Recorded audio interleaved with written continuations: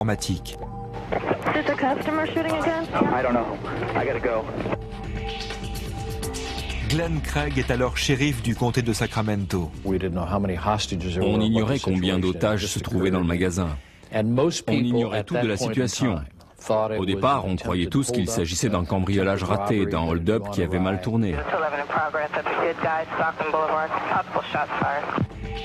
Les policiers s'empressent vers la boutique où les 4 jeunes gens détiennent 40 otages, y compris de nombreux enfants. On a su tout de suite qu'il ne s'agissait pas d'un hold-up raté. Ils avaient obligé les gens à rentrer dans le magasin en même temps qu'eux. Ils avaient prévu d'investir un magasin bondé, de négocier avec le shérif pour qu'on leur octroie un hélicoptère, des gilets pare-balles et des armes. Ils voulaient rejoindre les résistants au Vietnam. Linda Parisi, avocate commise d'office, défendra plus tard le chef de la bande, Loy Cac Nguyen. Ce réfugié vietnamien rêvait de regagner son pays pour lutter au nom de la liberté. Ils avaient prévu d'entrer dans la boutique et d'appeler le shérif. Ils étaient sûrs que ce dernier ne tenterait rien contre les citoyens américains. On n'était pas sûr de grand-chose. Vu leur accent, on se doutait qu'il s'agissait d'immigrants dont l'anglais n'était pas la langue maternelle. Un de nos tireurs d'élite s'est mis en place là-bas, sur le parking. À plat ventre entre les voitures, il pouvait viser la porte d'entrée. Notre poste de commandement se trouvait du côté de ce qui est devenu aujourd'hui la Wells Fargo Bank. Un premier policier entre en contact avec Loy. Sergeant Gomez, Sacramento County Sheriff's Department. Okay. You want to give up, is that correct? No, we don't want to get up. We want you to trade. Listen to me for a minute. The store is surrounded. One more. Wait, one more. And you better tell the fucker they don't shoot me. I want to shoot it here. No, we don't want anybody shot. Yeah, I don't want any shot too. Okay, so what is it you want? Okay, I want to trade one people for one proof. Les forcenés exigent un gilet pare-balles. Un policier le leur apportera donc, presque nu, afin de prouver qu'il n'est pas armé. D'abord, cela nous permettait de faire sortir les femmes et les enfants du bâtiment. Ensuite, notre homme allait pouvoir nous indiquer le nombre des preneurs d'otages et le type d'armes en leur possession. Hélas, les barrières culturelles et linguistiques ne font qu'accroître les tensions et le danger. Oh, you don't know? No, what is that? You better not lie, man. I'm not lying to you, okay? And I don't think I don't want you playing around. If you make me mad, I can kill other people here. Un négociateur entre en scène et prend le relais. Les membres du SWAT, de leur côté, pénètrent dans la boutique depuis un bâtiment voisin. Ils commençaient à ligoter les otages avec des cordes devant la porte d'entrée pour qu'on puisse les voir de l'extérieur. Les heures passent. La tension est à son comble, tandis que les malfrats réclament de l'argent et des gilets pare-balles supplémentaires. Who are the vests for? For? Yeah. Hey, for stop the bullet, man. You know that. And don't try to be dumb. Okay. And we want some money, that's it. 7 heures ont déjà passé. Loy ne fait plus l'unanimité et les preneurs d'otages se disputent. Long, le frère de Loy, prend en charge la négociation. You asshole. Listen up and listen clear, okay? Give us the 3 damn bulletproof, or there will be one dead person. I wouldn't give a damn about what you say. Long ne tarde pas à mettre sa menace à exécution. Il tire sur Sean McIntyre, l'un des otages. Ils ont blessé un otage à la jambe, puis l'ont envoyé nous dire qu'ils allaient tuer les autres.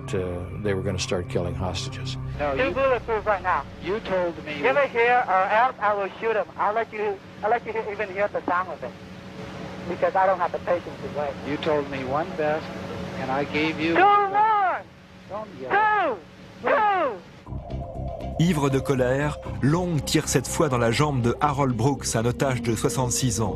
De toute évidence, la situation devient incontrôlable. Au bout d'une dizaine d'heures d'angoisse, le shérif Craig prend la décision d'abattre les preneurs d'otages. Le négociateur leur offre alors un autre gilet pare-balles, dans l'espoir d'attirer l'un d'eux au dehors, à la portée du tireur d'élite. Ce dernier, qu'on distingue ici dans la lumière, se prépare à faire feu. Quant à l'assaut lancé par le SWAT, il s'accompagnera de lumières vives et de fumigènes. Mais Long tourne kazakh et charge une otage ligotée, Priscilla Alvarez, de récupérer le gilet à sa place. Are you going outside to get the vest? No, I'm not. You told me you were going outside. We'll line two people up here. I'll aim the gun at her. She's gonna kill her. Les policiers lancent le gilet devant la porte. Long envoie Priscilla le ramasser. Le tireur d'élite saisit alors sa chance.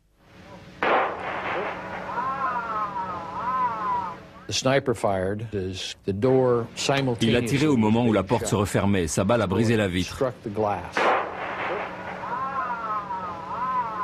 Dans la confusion qui s'ensuit, 2 otages parviennent à s'échapper. Hélas, les autres n'ont pas cette chance.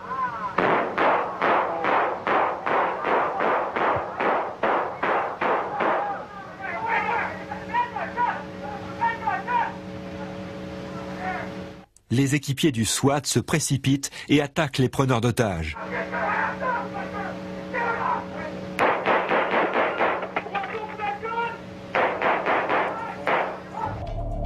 Le bilan est lourd. 2 otages sont morts, 10 autres blessés. Quant aux malfrats, 3 ont succombé. Loy est le seul survivant. Celui qui s'en est tiré portait le tout premier gilet pare-balles qu'on leur avait fait parvenir. Les choses ne sont pas claires. Comment a-t-on pu en arriver là?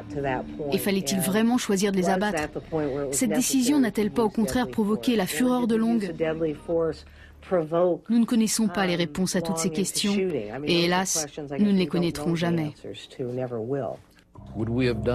Et si on s'y était pris autrement, on aurait pu installer 2 tireurs d'élite au lieu d'un, afin de disposer de 2 angles différents.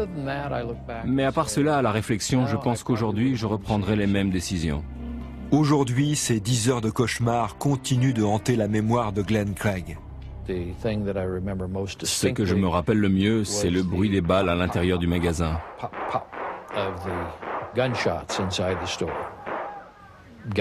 Bon sang, personne ne doit...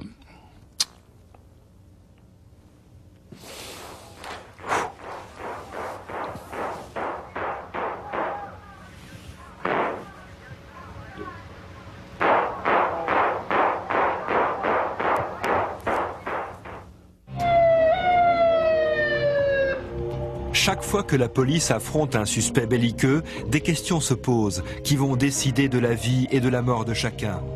À quel moment les policiers ou les civils se retrouvent-ils en réel danger?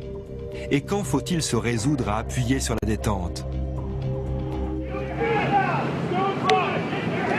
Voici les policiers de Salinas face à un jeune voleur présumé de 21 ans. Ils ignorent quelle arme il porte sur lui, si tant est qu'il en ait une.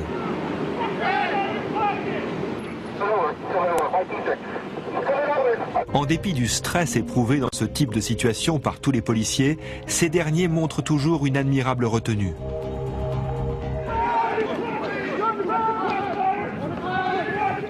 Alors que les hommes poursuivent le suspect, l'un d'eux décharge son arme par accident. Par bonheur, personne n'est touché.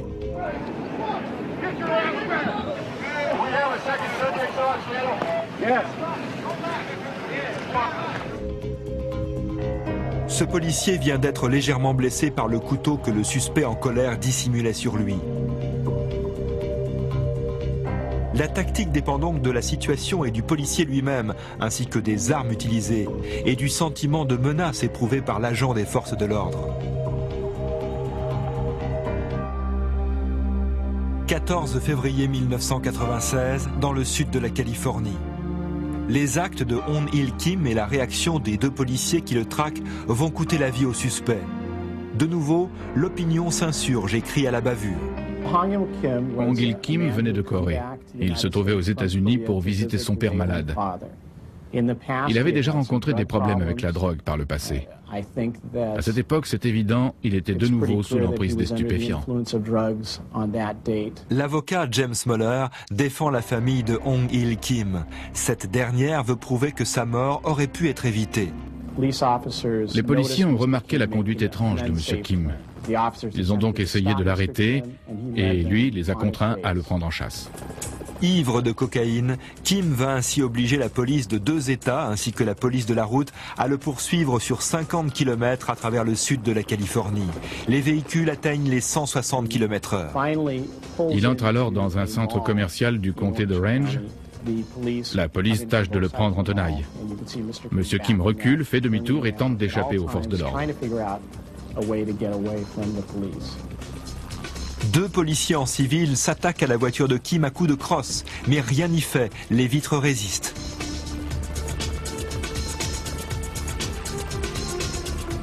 Après l'avoir repoussé dans un coin du parking, les agents cernent le véhicule et ordonnent à Kim de s'arrêter.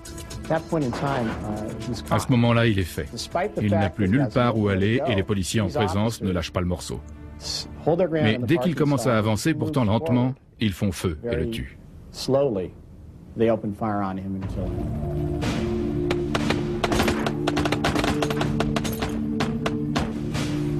Quatre policiers vont ainsi tirer quelques 26 balles en quelques secondes, atteignant Kim à 13 reprises. Ces 4 policiers ont estimé que leur vie, comme celle des civils alentours, était en danger. S'ils n'avaient pas tiré, un innocent serait mort. Quand les policiers ont vu la voiture s'avancer vers eux, ils ont aussitôt su qu'ils devaient tirer ou se faire écraser. La question est la suivante. Le meurtre était-il justifié? Ou alors les policiers se sont-ils mis eux-mêmes en situation de danger? Dans ce cas, ce sont leurs mauvais choix qui les ont amenés à tuer. Lou Retter, dans la police depuis 20 ans, est convoqué en tant qu'expert à la demande de la famille Kim. Ces types en civil se sont jetés dans la mêlée comme sur une piste d'auto-tamponneuse. En tant qu'expert, j'affirme qu'ils n'auraient pas dû arriver là à pied. Ça n'était pas leur place. Ils se sont mis en danger de manière inconsidérée. Retter et Muller ne minimisent certes pas la responsabilité de Kim dans cette affaire qui semblait presque provoquer la police. Mais pour être juste, je dois aussi considérer l'action de la police. Les policiers sont des professionnels aguerris. On leur apprend à affronter les drogués et les suspects affolés qui se comportent de façon anormale. S'ils s'y étaient pris autrement, M. Kim ne serait pas mort. Personne n'était en réel danger au moment des faits. Non. Il n'avait aucune raison valable de le tuer. This driver will come back here for a second, I'll tell you why. You got stopped. How's it going tonight, man? Have you been drinking tonight? Au cours de leurs entraînements, les policiers apprennent à rester en alerte pendant chaque intervention. Jamais ils ne doivent relâcher leur attention. Since you've been drinking, all right, I want to make sure there's open alcohol. There's any weapons in there going to hurt me at all? No. No guns? Is there any drugs in there? No. Nothing like that at all? Okay. Tandis qu'il fouille ce véhicule à Collinsville, dans l'Illinois, notre agent se rappelle soudain qu'il faut toujours se méfier des opérations dites de routine. Get on the ground! Get on the ground! Stay on the ground. Keep your hands up above your heads, all right? I can't tell if it's a real gun or not.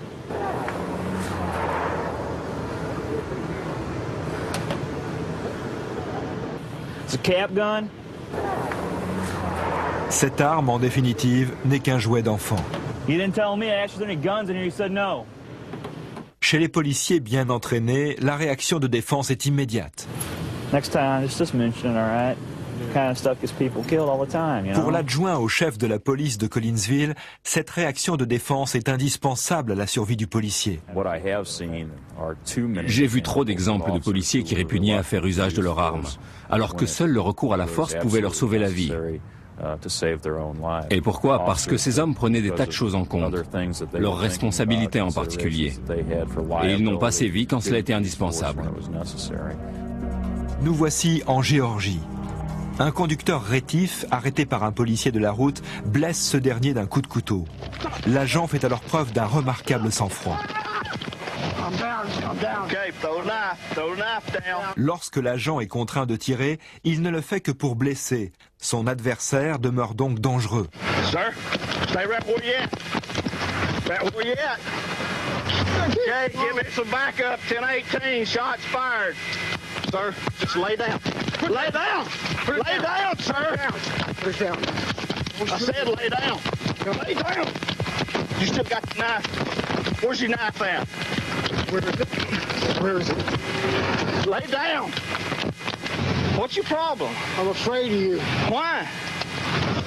You pull a gun on me? With a knife coming at me, yeah. Notre policier finit par maîtriser le suspect et lui passer les menottes. Il s'en tire à très bon compte. Dès que les armes parlent, le danger s'intensifie. Nous sommes cette fois à Cedar Hill dans le Texas. Aaron Barnes tâche de maîtriser un conducteur au comportement suspect en attendant les renforts. Mais son erreur pourrait bien le mener au drame.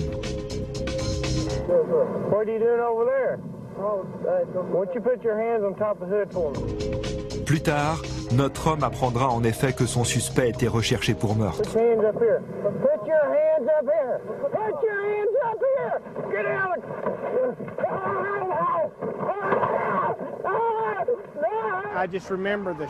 Je me rappelle le choc que j'ai ressenti quand il s'est retourné. Il tenait une arme. Elle se trouvait si près de ma tête et on n'a quasiment aucune chance de survivre après avoir reçu une balle dans la tête. Et je pensais à mes enfants qui découvriraient tout ça à la télé. Par bonheur, la balle ne fait qu'effleurer le visage de Barnes, que le choc étourdit un moment. Ce qu'on raconte à ce sujet est vrai. Soudain, tout semble se dérouler au ralenti. Et pendant que je tirais, pendant que j'appelais à l'aide sur la radio, pendant tout ce temps-là, j'ai cru que j'étais touché.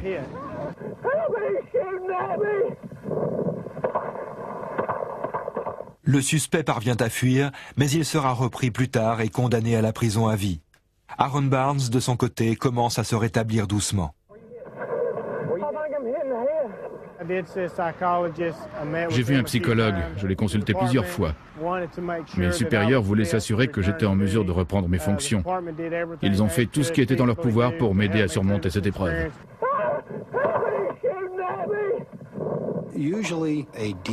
On procède en général à un débriefing de l'incident, en présence d'un psychologue spécialisé ou d'un autre policier qui a déjà vécu le même type d'expérience. Cette méthode est très bénéfique et très utile à l'agent concerné.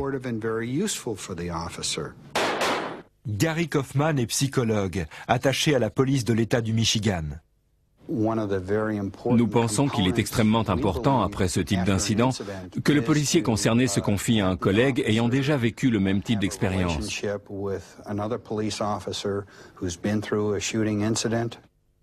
Le docteur Kaufman est également persuadé que les policiers ont besoin d'une réelle formation psychologique avant de pouvoir se lancer sur le terrain. Certains policiers hésitent à tuer le suspect, même quand il s'agit de l'unique solution pour sauver leur vie. Ces policiers représentent un danger pour les autres et pour eux-mêmes. Ici, en Géorgie, le gilet pare-balles du policier aura arrêté 2 balles, permettant à son propriétaire de répliquer aussitôt.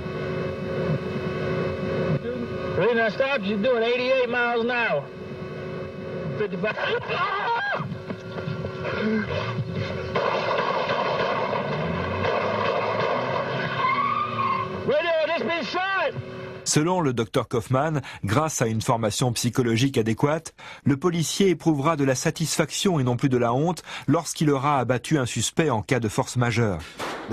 On les entraîne sans relâche à apprendre à tirer pour tuer. Ainsi, ils se trouvent mieux préparés psychologiquement. Préparés à affronter, comme ici, en Caroline du Nord, ce forcené surgissant de sa retraite pour faire feu sur les membres du SWAT.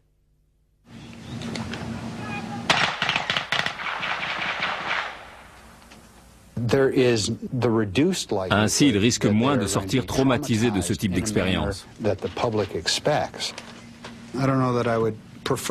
J'ignore si à leur place je souhaiterais que la formation psychologique prenne le pas sur le gilet pare-balles. En fait, si j'étais policier, je voudrais bénéficier des deux.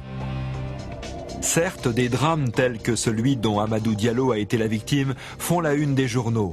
Pourtant, les forces de l'ordre enregistrent de moins en moins de morts du côté des suspects. Les statistiques prouvent que la police a de moins en moins tendance à abattre les suspects en cas de force majeure. Aujourd'hui, on est très sensible à la question. Néanmoins, le grand public est persuadé que les bavures se multiplient. C'est primordial. Si on tombe sur des policiers qui manquent de professionnalisme, des hommes qui sont violents de nature, on se doit de les dénoncer. Dans les années 1980, sur les 17 000 instances policières américaines, seule une infime minorité était soumise à la surveillance de commissions constituées de civils. En l'an 2000, le nombre de ces commissions d'enquête a dépassé la centaine. De nombreuses communautés y ont donc aujourd'hui recours. Les commissions d'enquête constituées de civils ne résolvent pas tout. Mais grâce à elles, les policiers ne sont plus seulement fiers de leur profession. Ils comprennent aussi qu'ils sont là pour protéger les droits des citoyens innocents.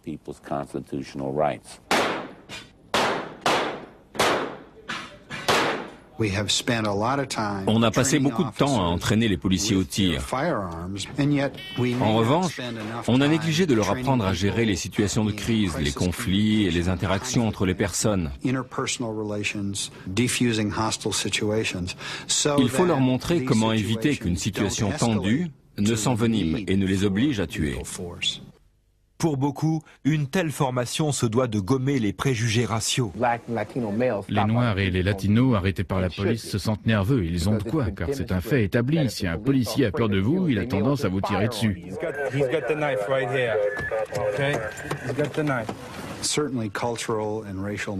Assurément, les préjugés culturels et raciaux influencent le comportement des policiers.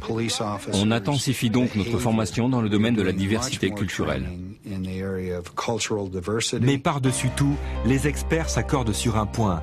La police doit à tout prix reconnaître ses erreurs et pointer du doigt les brebis galeuses. Dans notre département, on a déjà eu des hommes qu'on n'a pas pu garder avec nous. De toute évidence, ils étaient beaucoup trop agressifs. Si on veut faire œuvre utile, il faut à tout prix surveiller de près ce genre d'individus. J'ai étudié, c'est énorme. J'ai examiné 5 ou 6 000 cas de meurtres perpétrés par un policier. Et pourtant, jamais je n'ai entendu de témoignage officiel où un agent aurait déclaré « J'ai pété les plombs, je n'aurais jamais dû tirer ». Au contraire, ils s'efforcent toujours de rationaliser ou de minimiser la gravité de leurs actes. Dès qu'un officier fait preuve d'une violence excessive, il doit être aussitôt relevé de ses fonctions. Et surtout ne jamais être réembauché par un autre département. J'ai fait le tour et je lui ai parlé. Il m'a regardé et passé la vitesse. Je me suis mis à tirer en évitant le véhicule. Toujours est-il que la décision de tuer revient toujours, en dernière instance, au policier en pleine action. Le policier parcourt les rues et soudain il doit décider en une fraction de seconde. Il faut le comprendre et lui accorder dans ce cas une certaine liberté d'action. Après seulement on peut évaluer si son geste était justifié ou non.